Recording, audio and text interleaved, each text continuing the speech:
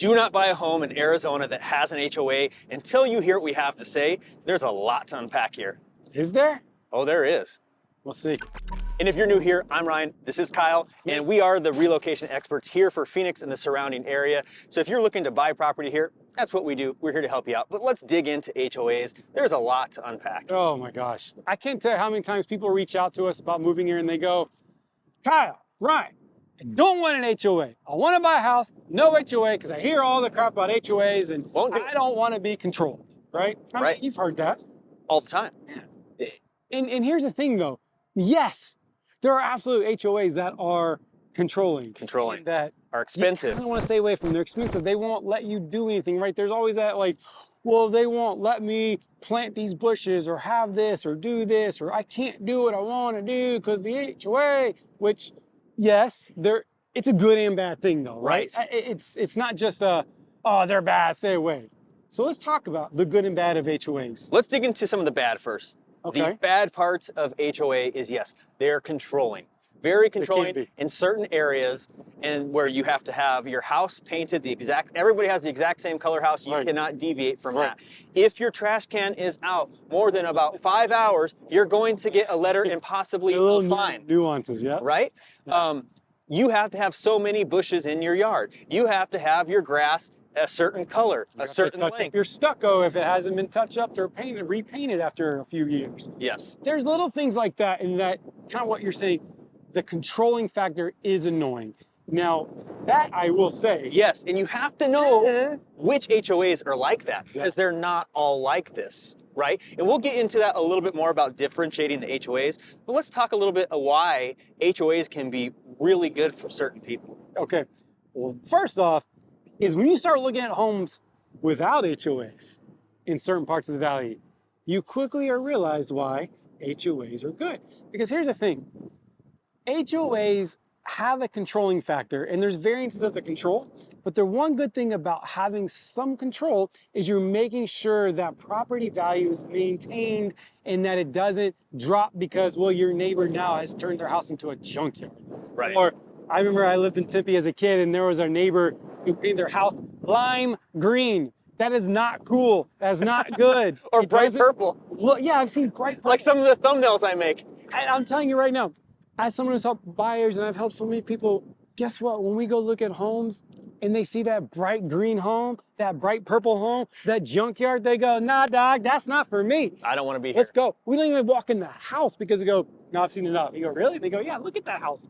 So you have to understand the both sides of that, right? And so when you have that sense of control to make sure things aren't kind of run down, or to make sure there is a sense of uniformity, to make sure there's a sense of beautifulness, there's a sense of kind of community with that, there are some pros with that. So it's not all bad. Right. But there is some bad. There is some bad. There is some bad. So now let's talk about differentiating what we would consider an HOA you should consider versus one that maybe you should steer away from. And what I look at is, what do they provide for the cost? And how strict are their bylaws? Right? So one of the biggest culprits for a high HOA is going to be a condo. Any shared space, if they have to take care of the roof, if you have any type of shared water or electricity, everyone is different, but those can be through the roof. Sometimes you can see those upwards of $400, $500, or even more. There's some HOAs around here that I've heard of that are in the thousands for certain areas. So does Scottsdale. There you go. So you have to be aware of which areas to steer away from if that's a deal breaker. If you're like, I'm not willing to pay more than $500 a month or $300 or whatever it is, we have to know that. Right. So that we can tell you, okay, we need to just stay away from these areas, or let's take a quick peek and just see, is it worth going a little bit higher in HOA for what you're getting, the pristineness of that? Or are we just going to completely just wipe that off of the list of what we're going to look at? And to piggyback off that, so I own a townhome and our HOA is about $330 a month, which is high. Now, if you're not used to this area, you're going, that's a lot of money. He said $300 to $500. We got a new roof. We got a new paint job. We don't have to take care of anything on the outside, pretty much. The only thing I have to worry about is the inside. That's it. So, yeah, it sucks paying that amount of money, but property value skyrocketed. It's one of the nicer townhomes in that area.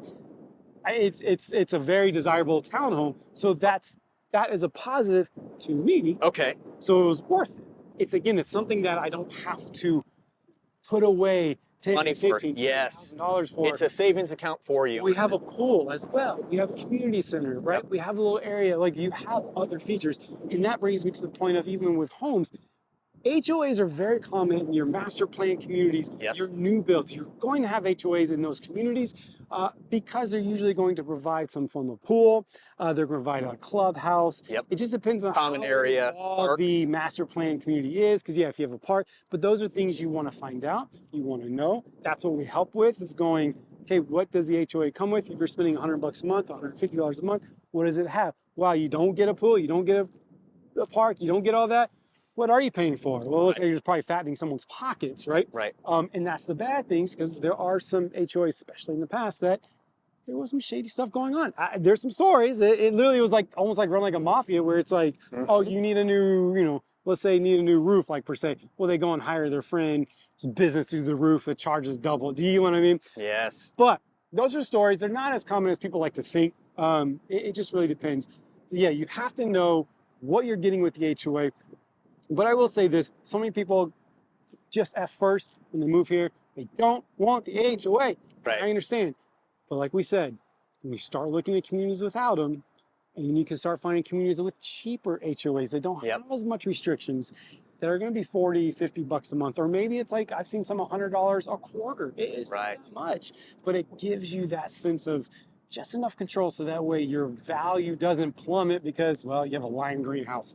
Personally, if I live in the city and not rural, I probably, almost 100%, I wouldn't buy a house that didn't have an HOA. I agree. Because those areas always end up getting run down, and then they have to do a whole revamp, and then they end up putting an HOA in, and it takes years for that community to come back to life.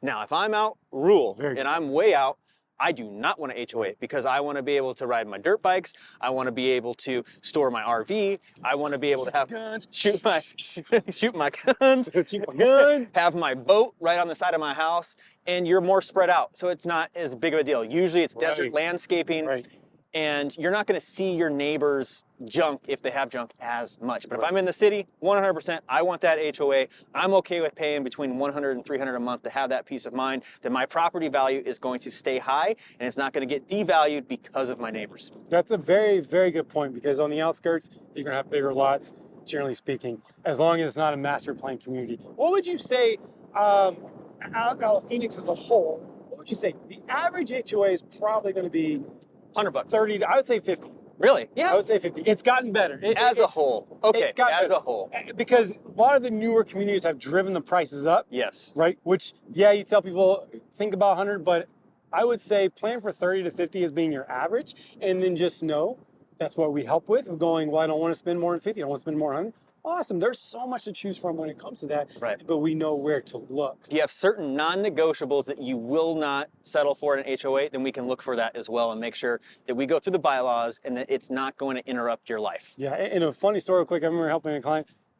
They wanted to see, they didn't want an HOA, but they're like, show me homes on the market. They had their buy box with HOA, without a new HOA, because they're like, I don't want an HOA, Kyle, but I'll look. And I showed them, here's all the homes. This is all the homes. They go, okay, there's a few, not as much for my Bob. There's some, okay, I got some options, but take away the HOA. I took away the HOA. There were 6 homes. And all of Phoenix, mind you. And all of Phoenix. Because you have to know, like, obviously where you're wanting to move to. Do you want to move into the older parts of Phoenix, the newer parts of Phoenix?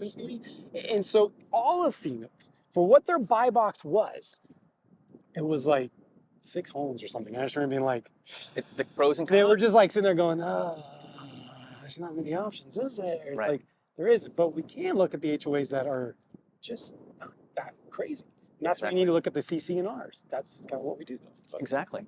So if you'd like our help in finding the right property with an HOA or without an HOA, we can help you do that. That's what we specialize in. We've helped hundreds of families buy in Phoenix, around Phoenix, the surrounding areas, and we'd love to do that for you. Call us, text us, email us. We're always here. Information's below. And if you enjoyed this video, I think you should watch the one over Kyle's face next. Can I rub your head? If you want. I like that. Yeah. It's like a room.